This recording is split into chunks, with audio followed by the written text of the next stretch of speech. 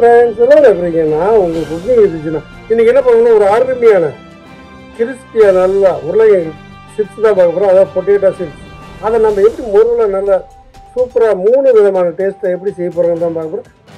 Pepper powder, chilli powder, garam masala அதாவது கறி powder, இந்த 3 பவுடரையும் வச்சு தான் இன்றைக்கி நம்ம 3 ஃப்ளேவரில் சிப்ஸ் செய்ய போகிறோம். அதை செம்மையாக செய்யலாம். வீடியோவை வந்து ஸ்கிப் பண்ண பாருங்கள். அதனால் சிம்பிளாக அழகாக வீட்டில் எப்படி செய்யறதுன்னு பார்க்கலாம். வாங்க ஃப்ரெண்ட்.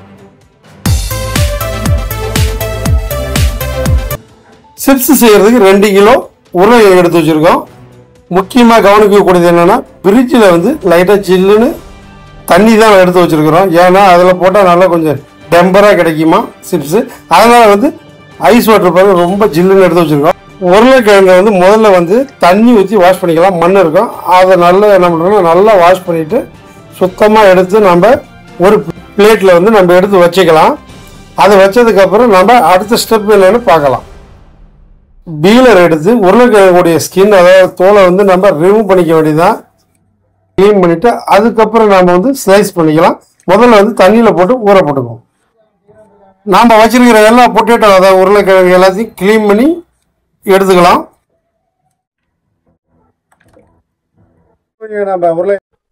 இந்த மாதிரி அழகாக நம்ம வந்து ஸ்லைஸாக அழகாக ஒரே ஈவனாக வந்து இந்த மாதிரி ஸ்லைஸாக கட் பண்ணி செத்தி எடுத்துக்கலாம். பஜ்ஜி கட்டையில் நாம் வச்சிருக்கிற 2 கிலோ உருளைக்கிழங்கு எல்லாம் ஃபுல்லாக நம்ம ஒரு பிளேட்டில் வந்து சீவி எடுத்து வச்சுருக்கோம். நாம் வச்சிருக்கிற ஐஸ் வாட்டரில் வந்து எல்லா உருளைக்கிழங்கு சீவனது எல்லாத்தையும் வந்து அதில் போட்டு நல்லா அலசிக்கலாம். ஏன்னா வந்து அதில் பார்த்தீங்கன்னா ஒரு பால் மாதிரி இருக்கும். அது இருக்கும்போது வந்து ஆயிலில் போடும்போது கருப்பாயிடும். அதனால் வந்து நல்லா இந்த மாதிரி நல்லா அலசிட்டு ஒரு காட்டன் கிளாத் எடுத்து நம்ம என்ன பண்ண போகிறோம்னா இதை வந்து உலர்த்த போகிறோம். ஒரு 5 நிமிஷம் உலர்த்தினா போதும். அது நல்லா தண்ணியெலாம் இழுத்ததுக்கப்புறம் தான் நம்ம ஆயிலில் போட போகிறோம். பாருங்கள்,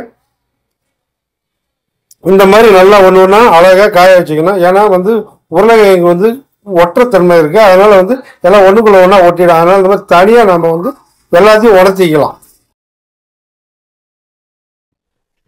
பாருங்கள், இந்த உருளைக்கிழங்குக்கு வாஷ் பண்ண தண்ணி எவ்வளோ திக்காக இருந்தது பாருங்கள். அடுப்பை பற்ற வச்சு வானில் வச்சுக்கலாம். காஞ்சி வந்துருச்சு. அதுக்கப்புறம் நம்ம ஆயில் சேர்த்துக்கலாம்.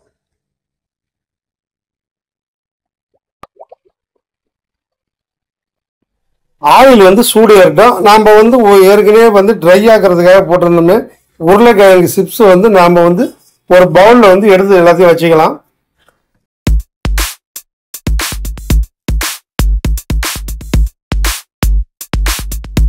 ஆயில் வந்து நல்ல சூடாக வேணாம், ஒரு மீடியமான அளவுக்கு சூடாக இருந்தால் போதும்.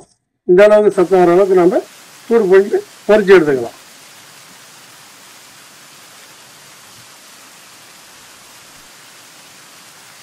இதனால ஃப்ரை ஆகாமல் கலர் சேஞ்ச் ஆகிடும். அதனால் மீடியமான ஃப்ளேவரில் நம்ம உருளைக்கிழங்கு சிப்ஸ் வந்து பார்த்து தான் பொரிச்சு எடுக்கணும்.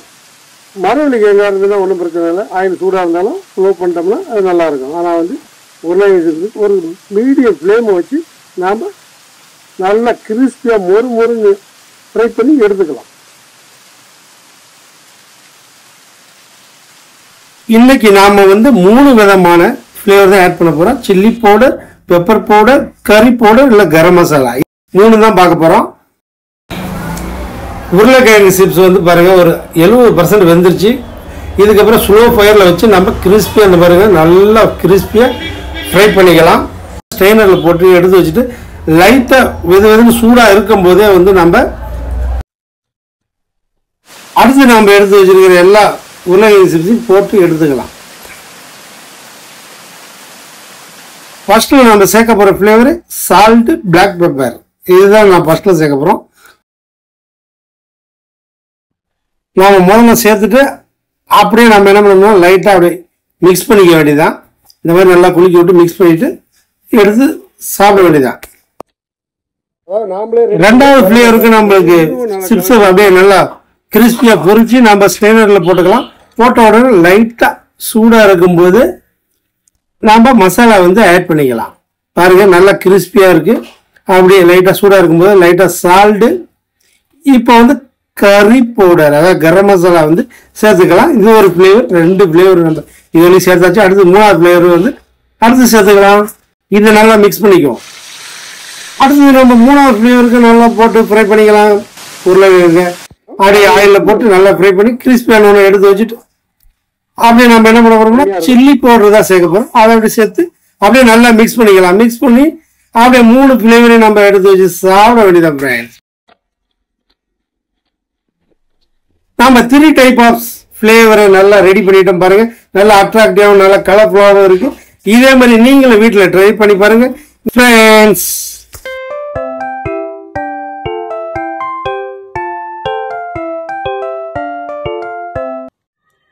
நம்ம வீட்டில் ரசசோறு உருளைக்கிழங்கு சிப்ஸுக்கு நல்ல டாப்பாக சாப்பிட்டு பார்க்கலாம். நம்ம 3 ஃப்ளேவரையும் நல்லா எப்படி டேஸ்டாக இருக்குன்னு செக் பண்ணலாம். பெப்பர் ஃப்ளேவர் எப்படி இருக்குன்னு பார்ப்போம். அதையும் நாம் சுவைக்கலாம். சில்லி பவுடர் டேஸ்ட் வந்து எப்படி இருக்குன்னு பார்ப்போம்.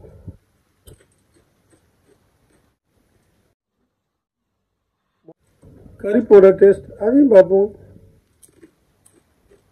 இந்த 3 ஃப்ளேவர்லையும் பார்த்தீங்கன்னா எப்பயுமே வந்து மிளகு தான் டாப்பாக இருக்கும். ஆனால் வந்து கறி பவுடர் கொஞ்சம் டாப்பாகவும் டேஸ்ட்டாக இருந்தது. சில்லி பவுடர் தான் நார்மலாக தான் இருந்தது. ஏன்னா அது ஸ்பைசஸ் தானே, அதனால் டேஸ்ட் கம்மியாக தான் இருக்கும். ஆனால் மிளகு பவுடர் செம்மையாக இருக்கும். கறி பவுடர் கொஞ்சம் டிஃப்ரெண்ட்டாக ஃப்ளேவராக நல்லா இருந்தது. நீங்களும் இதே மாதிரி ட்ரை பண்ணி பாருங்கள் ஃப்ரெண்ட்ஸ். ஓகே, மறக்காமல் கமெண்ட்ஸ் பண்ணி விடுங்க. ஓகே, பாய்.